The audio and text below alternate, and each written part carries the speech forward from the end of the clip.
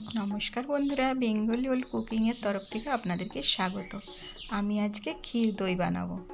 তার জন্য এখানে চিনি দিয়ে দিচ্ছি কড়াইতে। চিনিটা ক্যারামেল করে নিচ্ছি। আঁচটা এই সময় লো টু মিডিয়ামে রাখতে হবে। চিনিটা খুব বেশি লাল করা চলবে না, তাহলে পুড়ে যাবে আর তেতো লাগবে। এরকম কালার আসলে এর মধ্যে লিকুইড দুধ দিয়ে দিচ্ছি। দুধটা আগের থেকে জাল দিয়ে রেখেছিলাম। এখানেও এক বাটি সর সমেত দুধটা দিয়ে দিচ্ছি। এটা ক্ষীর দই বানাচ্ছি, ওই জন্য সর সমেত ঢেলে দিলাম। এবার ভালো করে সরটা ঘেটে নিচ্ছি। এবার এখানে 2 টেবিল চামচ গুঁড়ো দুধ নিয়েছি, এর মধ্যে 2 হাতা দুধ দিয়ে গুলে নিচ্ছি। এই সময় কিন্তু এই দুধটা বেশি গরম হয়নি।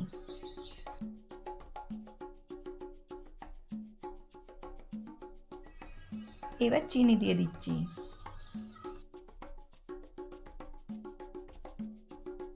দুটো এলাচ থেতো করে দিয়ে দিচ্ছি। এইবার ক্ষীর দইয়ের আসল জিনিস দিচ্ছি।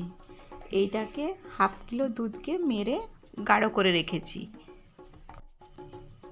সেটা দিয়ে ভালোভাবে গুলে নিচ্ছি।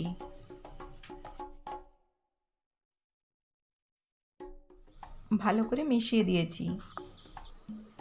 এবার গুলে রাখা পাউডার দুধটা দিয়ে দিচ্ছি।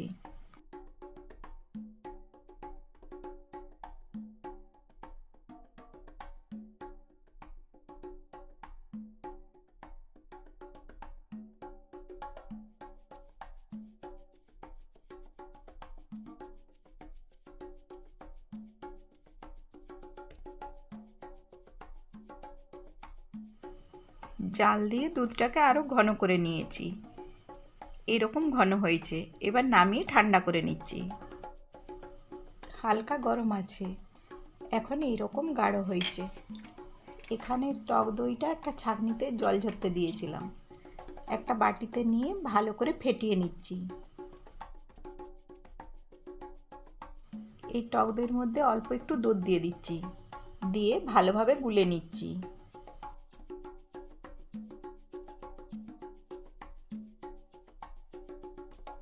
এখানে দুধটা হালকা গরম আছে, একটা আঙুল ডুবিয়ে রাখা যাচ্ছে। এবার ফেটিয়ে নেওয়া দইটা দিয়ে দিচ্ছি।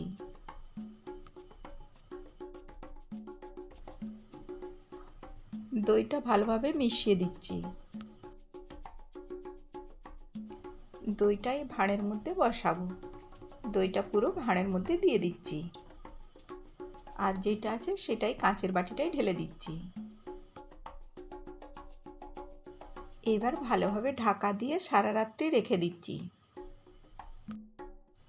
আমি আগে যে কাঁচের ঢাকাটা দিয়েছিলাম সেটা সরিয়ে একটা স্টিলের থালা ঢাকা দিয়ে দিয়েছিলাম। এবার ঢাকাটা খুলে নিচ্ছি। দেখুন দইটা কি সুন্দর বসেছে।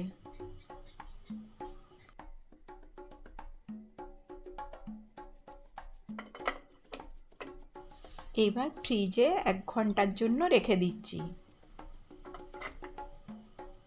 1 ঘন্টা পরে ফ্রিজ থেকে বার করে নিয়েছি। এবার কেটে দেখাচ্ছি। একটুকুনো জল কাটেনি।